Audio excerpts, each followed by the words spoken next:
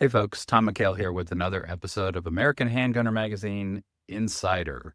Today we're going to talk about handgun accuracy and what that really means. I see a lot of stuff floating around with people talking about how accurate this or that handgun is, but in this video and probably one or two more after this, because there's a lot to cover, we're going to talk about what that really means and how you test it.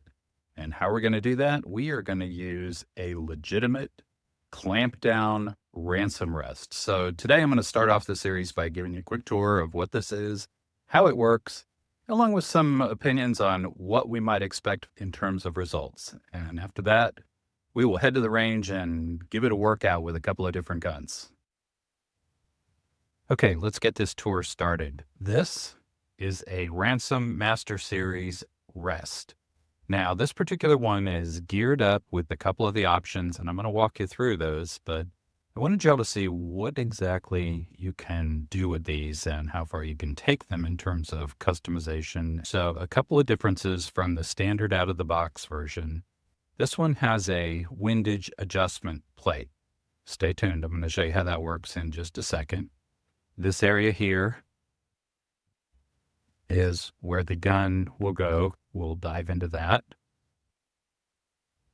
Around the back, you can start to see the spring mechanism. And the idea behind this is the spring mechanism and the heavy construction basically allows the gun to recoil, but in a controlled fashion so that it returns to its precise point of aim after each shot.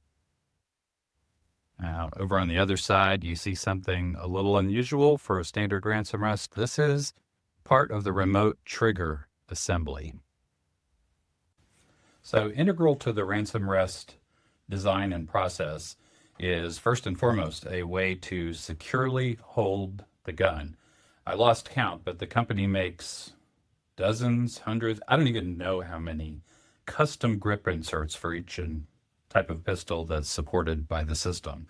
This one is for an officer commander size 1911, and as you can see, the interior part that's responsible for securing the gun itself is designed in this case to be used with the grips attached to the gun. You may have seen some Ransom Rest testing done in the past where you pop off the grip frame, or the grip panels, sorry, and mount the grip frame directly in these. There are some scenarios where you do that too, but in this particular case, the firearm itself, in this case an Ed Brown 25th anniversary model, fits right in as is, nice and snug as you can see. So the idea here is simple, nice and snug, the way it should be. I'm going to go ahead and start this one and then drop the gun down into place, leaving a little bit of room for that maneuver.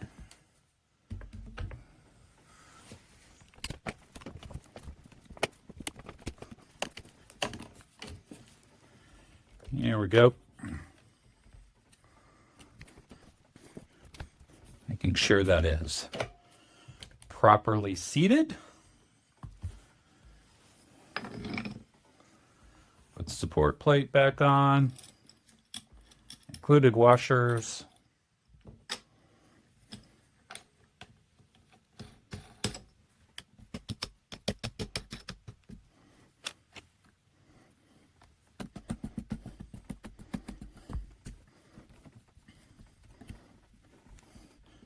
I'm going to get these lightly finger tight, and then I'm going to start alternating, get a nice even tension. You don't want to go too tight on these. The material, the grip insert material in the middle is got some flex to it because of that silicone rubber construction, but even still, especially when using polymer framed guns, you don't want to crush and misshape anything. So for demonstration purposes, we'll just leave it right there. Now, as you can see, this firearm is ready to go. Note the freedom of movement for recoil. Now, once you get this unit set up on a solid shooting bench, and don't worry, we're going to do the mounting process in a different video. Like as I said, there's a lot to do here. You're going to want some way to adjust for windage and elevation so you're not having to move the entire unit around with clamps and all that between different groups you might want to fire. For example, I use 5-target sheets, so I can get 5 different 5-shot groups from 25 yards without having to go down range and make adjustments. So because this one has the optional windage plate, you can move side to side in the rear. Basically loosen these football knobs here, go back. When you get the position you want, we're going to lock it in place with the side knobs, and then combination front and back football knobs, tighten that down. So that's windage, side to side. And the other thing you can adjust without changing your mount is elevation. Simple screw here, dial the wheel up and down, and basically this determines how the gun sits on an up and down perspective. You got a lock nut up here, so you move that around as needed between different groups. So lock this thing down to the bench once, and you can shoot a lot of different targets before you go have to adjust anything. So far, you can see how we're eliminating variables that might impact accuracy when firing multiple shots in a row. We lock down the gun, we get it on target. It's going to shoot precisely where that barrel is pointed. We've got a recoil system to bring the gun exactly into place as to where it was before the shot happened. The next thing that the system allows you to do is isolate the trigger. On most guns, we're talking about a trigger weight from 2 to 12 pounds if you're looking at a heavy double action. The gun itself is going to weigh 1 to 3 pounds tops. So very easy to move a gun when you press the trigger. So what Ransom has done is in their base unit, they've come up with a little lever system over here to allow you to operate the trigger a little remotely. Your finger presses the lever makes a movement, it draws this far back and presses the trigger itself. On this unit here is the remote trigger system. And you see we've got basically a bicycle grip here with a cable system set up to move this. Now you can see the trigger bar up here move. What a controlled, repeatable motion you can get remotely. We've isolated our entire body from this unit itself, so nothing is impacting or causing any movement of the gun whatsoever. I can stand back here, well behind the shooting bench, not leaning on it, nothing like that, and operate the trigger consistently for each and every shot. Get the idea?